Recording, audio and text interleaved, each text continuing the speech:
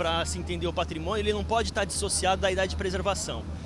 Alguém disse em algum momento que não dá para ter preservação sem conhecimento, então isso é fato.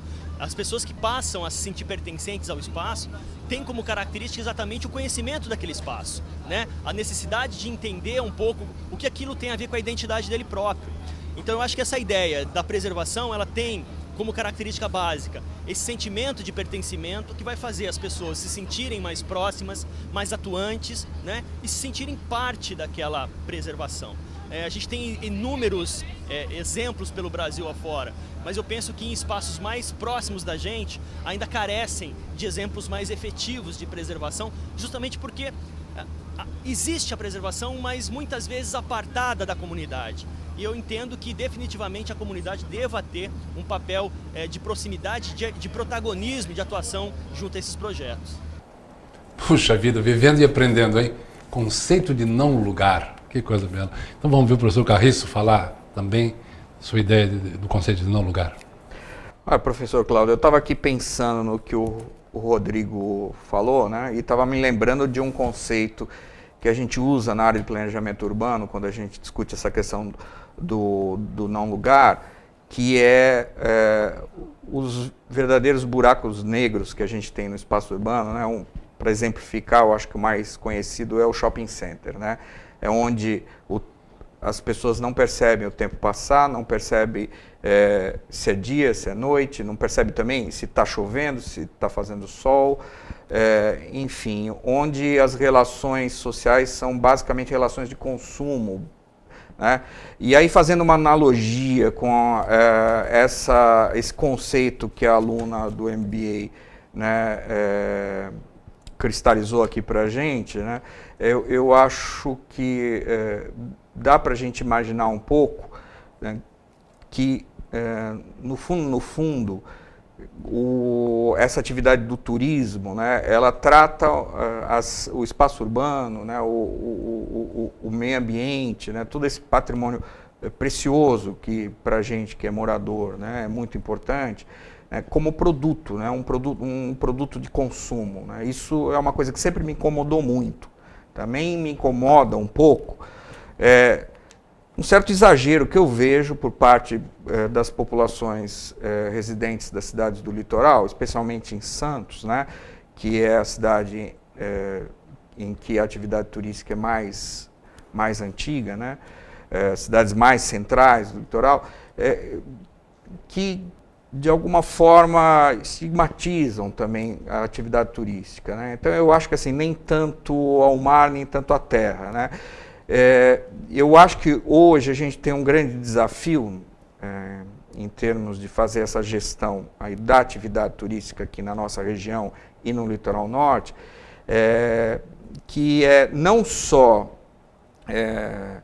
trazer essa sensação de pertencimento, né, para o turista que visita nosso patrimônio, né, como também trazer essa sensação de pertencimento para os próprios moradores da região, né, porque principalmente... De que forma? Como assim? Sim, eu vou explicar um pouco melhor o porquê. Porque as nossas regiões, né, tanto o litoral norte como a Baixada Santista, são regiões que vão sendo formadas ao longo das décadas com grandes movimentos migratórios, né? E na maior parte das vezes a população residente ela acaba procurando localizações para morar nas beiradas da região.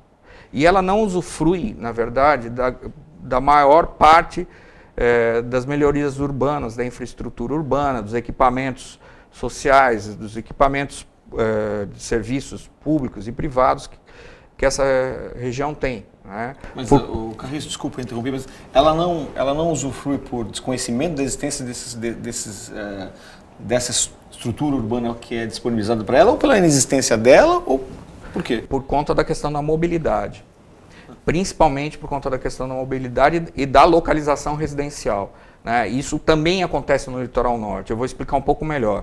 No litoral norte, como no sul, né, da Baixada, de Praia Grande até Peruíbe, as localizações residenciais são muito marcadas. A maior parte São muito marcadas.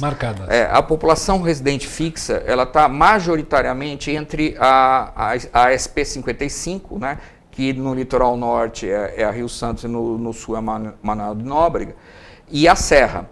Né? E as melhores localizações, onde tem mais infraestrutura, onde tem mais serviço e tal, estão entre a estrada e o mar. Né? O que acontece? A população residente, né, ela para usufruir da maior parte do serviço, ela tem que se deslocar, ela precisa de mobilidade, isso implica em gastos, né, com deslocamento, em tempo, às vezes enorme, para você chegar no trabalho, ou você chegar num serviço de saúde, ou enfim, numa instituição que você tem que procurar para resolver algum problema da sua vida. Ou ir para aquele maravilhoso não lugar, que é o shopping. Ou para ir no maravilhoso não lugar. Né? E eu acho que essa questão, né, da localização, da mobilidade, ela acaba criando uma sensação nessas populações que moram na periferia de que elas não pertencem de fato à cidade, ao centro da região. Né? E eu acho hoje esse um desafio tão grande quanto o desafio de lidar com a atividade turística. Né? Então eu acho assim, na verdade a gente tem dois imensos desafios imbricados. Voltando para a nossa experiência na Escuna, lá em São Sebastião, onde a gente passou pelo canal e viu meio que fora da orla o que acontecia com a ocupação urbana, né? Que o Rodrigo fizesse um comentário sobre a relação entre aquela realidade e a realidade aqui em Santos. Bom, naquela ocasião, naquela oportunidade, a gente pôde perceber que, de fato, a especulação imobiliária, a bolha de especulação imobiliária, de fato, tem transformado, como eu falei naquele momento, tem tornado aquela paisagem natural, né? Tem artificializado cada vez mais aquela paisagem natural. Em Santos não é diferente. Né? A gente percebe, do ponto de vista histórico, nos últimos 50 anos, o quanto essa bolha imobiliária, volta e meia, de fato transformou o espaço da ilha, não há mais onde crescer na ilha, né? Então tem se verticalizado cada vez mais. O elemento que nos chama muito a atenção é exatamente como conseguir conviver com essa dupla ideia de que você tem o desenvolvimento a largos passos e, ao mesmo tempo, a preservação do espaço onde as pessoas viviam, ainda colocavam suas cadeiras nas ruas, ainda conversavam com seu vizinho. Né? Isso tudo tem se perdido, sim.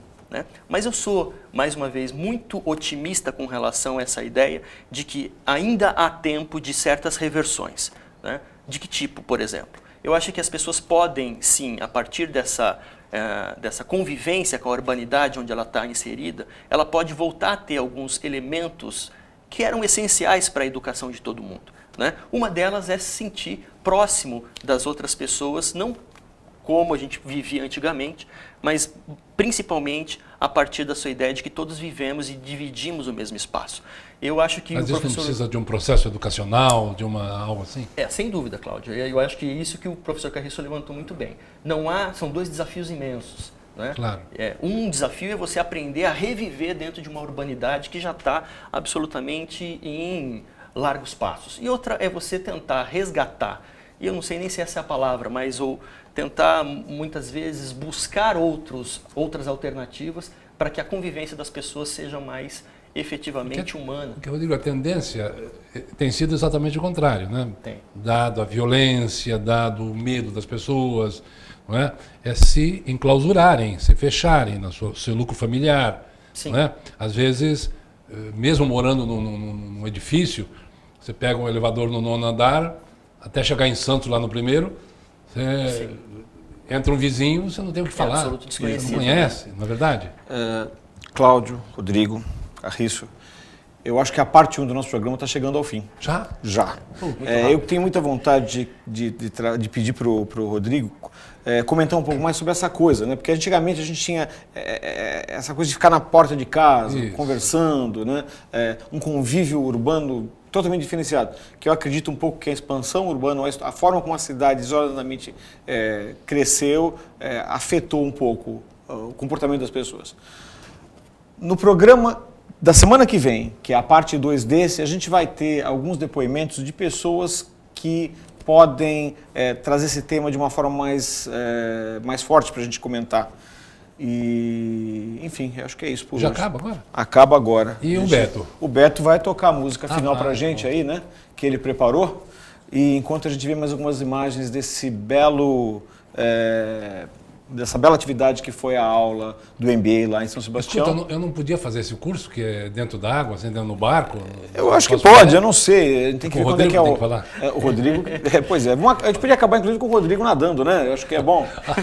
E é isso, o programa está no Me blog. dá mais inveja. Me dá mais inveja. A semana que vem você vai ter a parte 2, mas para aqueles que quiserem rever o que foi discutido aqui e até fazer perguntas, visitem o nosso blog, tá? Que está aparecendo na tela aí para vocês. Cláudio, até semana que vem. Até semana que vem. Isso. Até semana. Rodrigo. Ótimo. Vai lá.